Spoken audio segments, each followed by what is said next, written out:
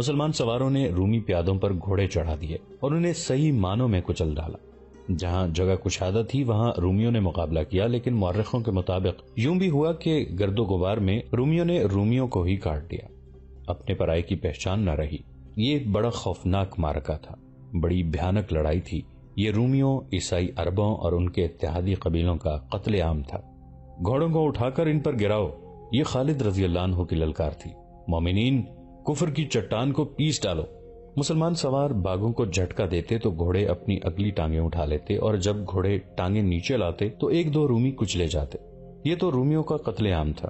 رومی وادی الرقاد کی طرف بھاگ رہے تھے، جہاں وہ اگلے عمودی کنارے کی ایک گھاٹی چڑھتے تو زرار رضی اللہ عنہ کے سواروں کی برچھیوں سے چھلنی ہوتے اور اوپر سے لڑکتے ہوئے نیچے آتے۔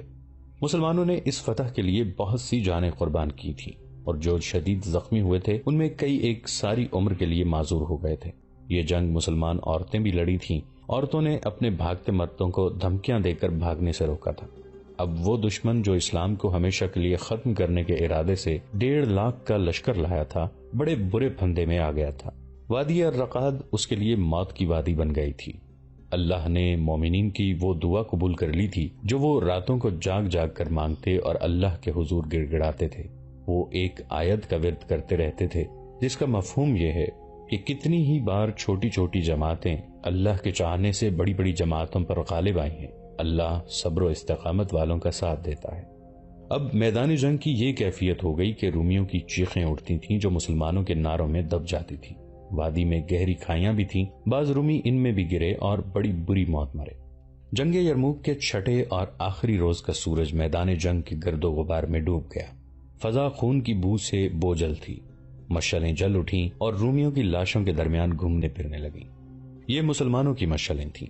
وہ اپنے شہیدوں اور شدید زخمیوں کو اٹھا رہے تھے اور مال غنیمت بھی اکٹھا کر رہے تھے۔ خیمہ گاہ میں خبر پہنچی تو عورتیں آ گئیں۔ وہ کئی میل فاصلہ طے کر کے آئی تھیں۔ وہ اپنے خامندوں کو، اپنے بھائیوں اور اپنے بیٹوں کو ڈھونڈ رہی تھیں۔ تو جنتی ہے، کسی نہ کسی عورت کی آواز سنائی دیتی تھی۔ تو جنت میں جا رہا ہے۔ جنگ ختم ہو چکی تھی، لیکن خالد رضی اللہ عنہ کی جنگ ابھی جاری تھی۔ رات بھر مسلمان شہیدوں، زخمیوں اور مال غنیمت کے ساتھ مصروف رہے، لیکن خالد رضی اللہ عنہ کی مصروفیت کچھ اور تھی۔ ان کے لیے ابھی جنگ ختم نہیں ہوئی تھی۔ انہوں نے جو رومی پکڑے تھے ان سے خالد رضی اللہ عنہ معلوم کرتے رہے تھے کہ ان کا سالار اعلیٰ ماہان، جو آرمینیا کا بادشاہ بھی تھا، کس طرف گیا ہے۔ بیشتر قیدیوں کو معلوم نہ تھا۔ آخر پتہ چل گیا، ماہان کو انطاکیہ کی بجائے دمشق کی طرف جاتے دیکھا گیا تھا۔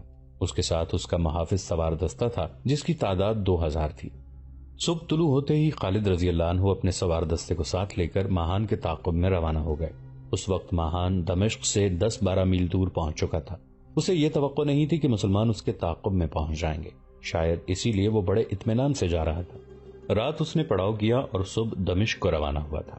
شہنشاہ معظم، اسے اپنے کسی ساتھی نے کہا، وہ دیکھیں گرد اڑ رہی ہے، یہ کوئی سوار دستہ لگتا ہے۔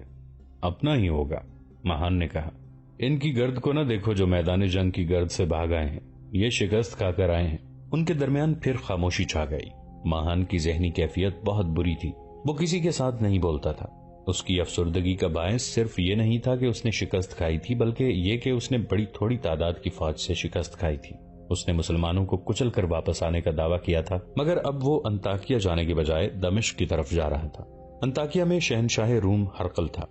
ماہان اس کا سامنا نہیں کرنا چاہتا تھا۔ جن سواروں کی گرد نظر آ رہی تھی، اب ان کے گھوڑوں کے قدموں کی ہنگامہ خیز آواز سنائی دینے لگی تھی جو بڑی تیزی سے قریب آ رہی تھی۔ ماہان پیچھے نہیں دیکھ رہا تھا، وہ انہیں میدان سے بھاگے ہوئے سوار سمجھ رہا تھا۔ سوار قریب آئے تو 2 حصوں میں بٹ گئے اور اس کے گرد گھیرا ڈالنے لگے۔ اس کے ساتھ ہی للکار سنائی تھی، انا فارس الضدید، انا خالد بن ولید۔ تب ماہان چونکا۔ اس کے ساتھ اپنے 2000 سوار محافظ ہی نہیں تھے، بلکہ آرمینیا کی باقاعدہ فوج کی بھی کچھ تعداد تھی اور کچھ عیسائی عرب بھی تھے۔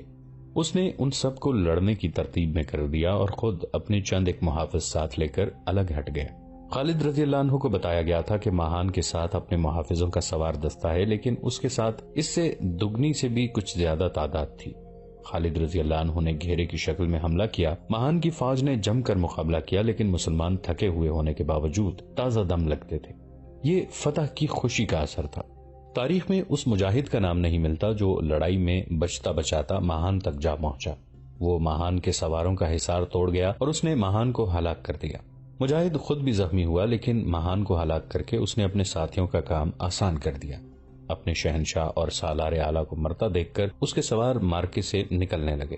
کچھ دیر بعد دشمن کے سوار اور پیادے جدھر کو رخ ہوا ادھر کو ہی بھاگ نکلے، لیکن بہت سی لاشیں اور اچھے بھلے گھوڑے پیچھے چھوڑ گئے۔ دمشق دور نہیں تھا۔ خالد رضی اللہ عنہ نے دمشق کا رخ کر لیا۔ یہ ان کا ایک دلیرانہ اقدام تھا۔ دمشق پر مسلمانوں کا قبضہ رہا تھا، لیکن رومیوں کے اتنے بڑے لشکر کو دیکھ کر مسلمانوں نے دمشق سے قبضہ اٹھا لیا تھا۔ خدا کی قسم، خالد رضی اللہ عنہ نے کہا، دمشق کے دروازے اب بھی ہمارے لیے کھل جائیں گے۔ توقع نہیں تھی کہ ایسا ہوگا۔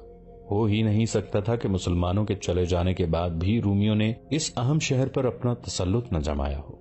خالد رضی اللہ عنہ کی قیادت میں جب مسلمان سواروں کا دستہ دمشق پہنچا تو دیوار کے اوپر سے کسی نے پوچھا کہ تم لوگ کون ہو؟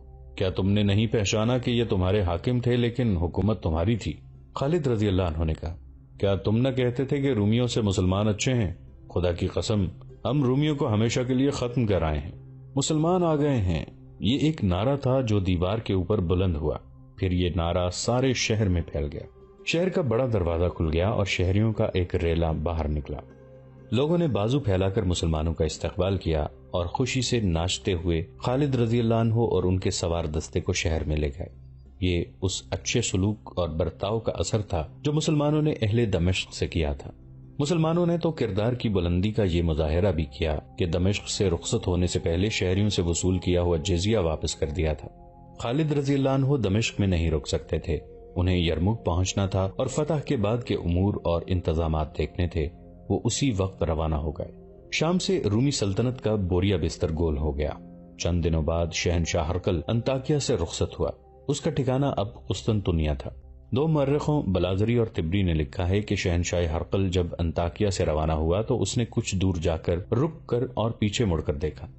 اے ارض شام، اس نے آہ لے کر بوجھل سی آواز میں کہا، اس بد نصیب کا آخری سلام قبول کر جو تجھ سے جدا ہو رہا ہے۔ اب رومی ادھر آئے بھی تو ان پر تیرا خوف سوار ہوگا۔ کتنا خوبصورت ملک دشمن کو دیے جا رہا ہوں۔ جنگ یرموک پر ہر دور کے جنگی مبصروں نے کچھ نہ کچھ لکھا ہے۔ اس پر سب متفق ہیں کہ یہ جنگ خالد رضی اللہ عنہ کی عقل سے جیتی گئی تھی اور یہ کامیابی کارگر چالوں سے حاصل کی گئی تھی۔ اس جنگ میں 4000 مومنین شہید ہوئے اور زخمی تقریباً سبھی ہوئے۔ خود خالد رضی اللہ عنہ زخمی تھے۔ رومیوں کی اموات 1,00,000 سے زیادہ بتائی جاتی ہیں، لیکن مورخوں کی اکثریت 70,000 پر متفق ہے۔ سلطنت اسلامیہ شام تک پھیل گئی۔ وہ تعداد میں بہت تھوڑے تھے، ان کے ہتھیار دشمن کے مقابلے میں کمتر تھے، ان کے ذرائع یوں محدود تھے کہ اپنے وطن سے بہت دور تھے، حکومت نہیں مل سکتی تھی، اس کا حصول بہت دشوار تھا۔ دشمن ٹڈی دل کی مانند تھا، اس کے ہتھیار برتر تھے، وہ اس کی اپنی زمین تھی، ملک اپنا، قلعے اپنے تھے۔ کمک کی اس کے ہاں کمی نہیں تھی، اپنی بادشاہی میں سے ہزاروں کی تعداد میں لڑنے والے لوگوں کو میدان میں لے آتا تھا، لیکن جو تعداد میں تھوڑے تھے اور جو کئی سالوں سے مسلسل لڑ رہے تھے، اس دشمن کے سینے پر کھڑے تھے جو ان سے کہیں 3 گنا اور کہیں 4 گنا زیادہ طاقتور تھا۔ وہ کون تھے جنہوں نے اس دور کے سب سے زیادہ طاقتور دشمن کو فیصلہ کن شکست دی تھی؟ وہ مسلمان تھے۔ وہ نام کے مسلمان نہیں تھے، وہ جنگی طاقت کو آدمیوں اور گھوڑوں کی تعداد سے نہیں، جذبے اور ایمان سے ناپتے تھے۔ یہ ایمان کی قوت کا کرشمہ تھا کہ شام میں قیصر روم کا پرچم اتر گیا۔ جن قلعوں پر پرچم لہرایا کرتا تھا ان قلعوں میں اب اذانیں گونج رہی تھیں۔ یرموک کے میدان جنگ میں 4000 مجاہدین نے اپنی جانوں کی قربانی دے کر رومیوں کو شام سے بے دخل کر دیا تھا۔ شہنشاہ ہرقل جو ایک جابر جنگجو تھا اور اپنی فوج کو ایک ناقابل تسخیر فوج سمجھتا تھا، اس حالت میں شام کی سرحد سے نکلا تھا کہ اس نے جوابی حملے کی سوچنے کی بجائے ذہنی طور پر شکست تسلیم کر لی تھی۔ اس کی فوج کے بھاگنے کا انداز کسی منظم اور طاقتور فوج جیسا نہیں تھا۔ اس فوج کی آدھی نفری ماری گئی، زخمیوں کا کچھ حساب نہ تھا، اور جو اب بھاگنے کے قابل تھے وہ افراد میں بکھر کر بھاگے۔ ان میں سے زیادہ تر نے بیت المقدس میں جا پناہ لی۔ اس وقت بیت المقدس ایلیا کہلاتا تھا۔ یہ آخری قلعہ تھا جو رومیوں کے ہاتھوں میں رہ گیا تھا۔ 2-4 اور قلعے بھی تھے جو ابھی رومیوں کے پاس تھے، لیکن یہ بیت المقدس جیسے بڑے نہیں تھے۔ ان کے اندر مسلمانوں کی دہشت پہنچ چکی تھی۔ مورخ لکھتے ہیں کہ شہریوں نے دیکھا کہ رومیوں کا سورج غروب ہو رہا ہے تو انہوں نے قیصر روم کی فوج کو اپنے تعاون سے محروم کر دیا۔ مسلمانوں کے متعلق ان کی یہ رائے پہنچی تھی کہ مسلمان میدان جنگ میں سراپا قہر اور مانند فولاد ہیں، اور حکمران کی حیثیت میں وہ ریشم جیسے نرم ہیں۔ ان قلعوں کو سر کر لیا گیا۔ کہیں ذرا سی مزاحمت ہوئی جو مسلمانوں کو روک نہ سکی اور باقی قلعوں کے دروازے بغیر مزاحمت کے کھل گئے۔ شہریوں نے مسلمانوں کا استقبال کیا اور جزیہ ادا کیا۔ البتہ بیت المقدس ذرا بڑا شہر تھا اور یہ شہر قلعہ بند تھا۔ قلعہ مضبوط تھا، اسے سر کرنا دشوار نظر آ رہا تھا۔ بیت المقدس میں رومی سالار اطربون تھا، جس کے متعلق مورخوں نے لکھا ہے کہ فن حرب و ضرب میں ہرقل کا ہم پلہ تھا۔ بعض مورخوں نے اسے ہرقل کا ہم رتبہ بھی کہا ہے۔ مسلمانوں کے جاسوس بیت المقدس تک پہنچے ہوئے تھے۔ ان کی لائی ہوئی اطلاعوں کے مطابق ارطبون جابر اور بے خوف سالار تھا اور وہ مرتے دم تک لڑنے والا جنگجو تھا۔ بیت المقدس کے دفاع میں اسے آخری دم تک لڑنا ہی تھا، کیونکہ اس خطے میں رومیوں کا یہ آخری مضبوط قلعہ تھا۔ ایک مقام اور بھی تھا جو خاصا اہم تھا، یہ تھا قیساریہ۔ اس کا قلعہ بھی مضبوط تھا۔ اس وقت مسلمان جابیہ کے مقام پر خیمہ زن تھے۔ یرموک کی جنگ کے بعد وہ جابیہ چلے گئے تھے۔ زخمیوں کی تعداد غیر معمولی تھی اور جو زخمی نہیں تھے وہ لڑنے کے قابل نہیں رہے تھے۔ وہ تو پہلے ہی تھکن سے چور تھے۔ جنگ یرموک نے ان کے جسموں کا دم خم توڑ دیا تھا۔ انہیں آرام کی ضرورت تھی اور زخمیوں کی مرہم پٹی اس سے زیادہ ضروری تھی۔ ان کے زخم ٹھیک ہونے کا انتظار کرنا تھا۔ انتظار خطرناک ہو سکتا تھا۔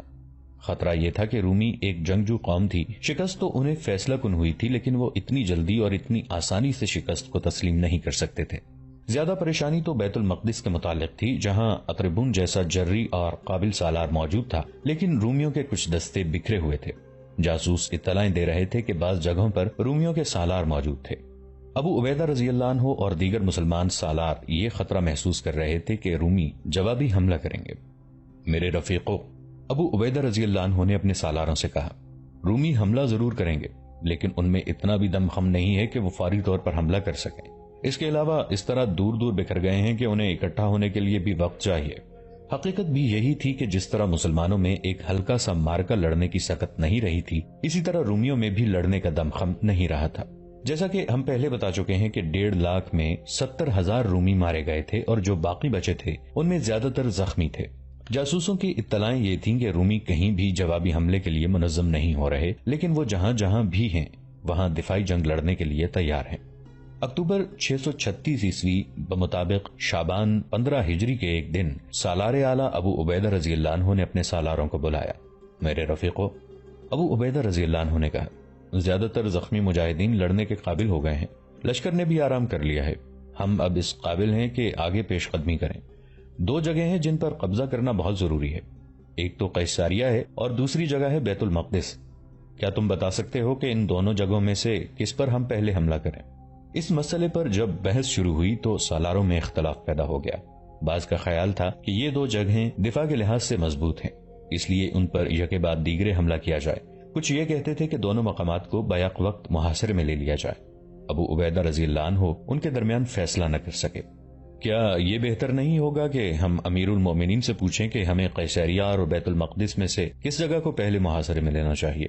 ابو عبیدہ رضی اللہ عنہ نے کہا، میں تم سب کے جذبے اور ایثار کی قدر کرتا ہوں، اس کا اجر تمہیں اللہ دے گا۔ میں کسی کی حوصلہ شکنی اپنی زبان سے نہیں کروں گا۔